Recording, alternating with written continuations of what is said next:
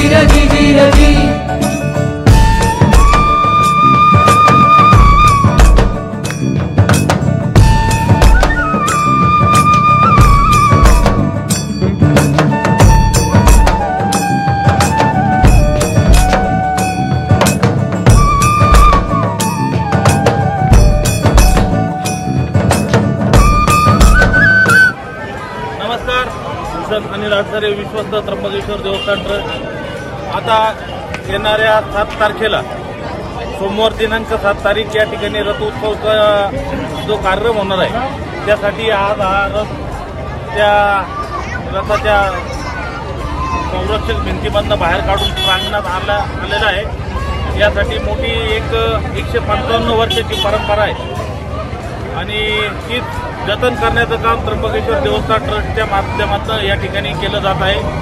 या वर्षी रथ उत्सवाचं महत्त्व काही वेगळं राहणार आहे, कारण की 2 वर्षाचा कोविडच्या काळाच्या नंतर 2 वर्ष आपल्याला रथ उत्सव करता नाही आला, तो या वर्षी पुन्हा आपण करत आहोत। या ठिकाणी अनेक या रथा संबंधित परंपरा रूढी आहेत, त्यानुसार हे सर्व विधिवत कार्यक्रम होणार आहेत। हा रथ उत्सव भव्य दिव्य असा होणार आहे।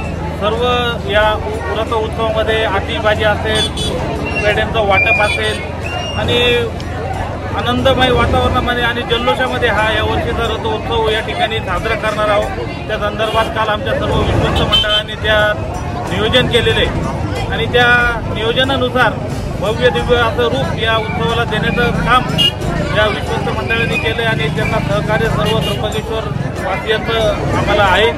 सर्व जनतेला आव्हान करतो, हा भव्य दिव्य सोहळा डोळ्यामध्ये साठवण्यासारखा सोहळा, यासाठी आपण सर्वांनी या ठिकाणी यावे असं विश्वस्त म्हणून मी या ठिकाणी सर्व भाविकांना हे आव्हान करतो।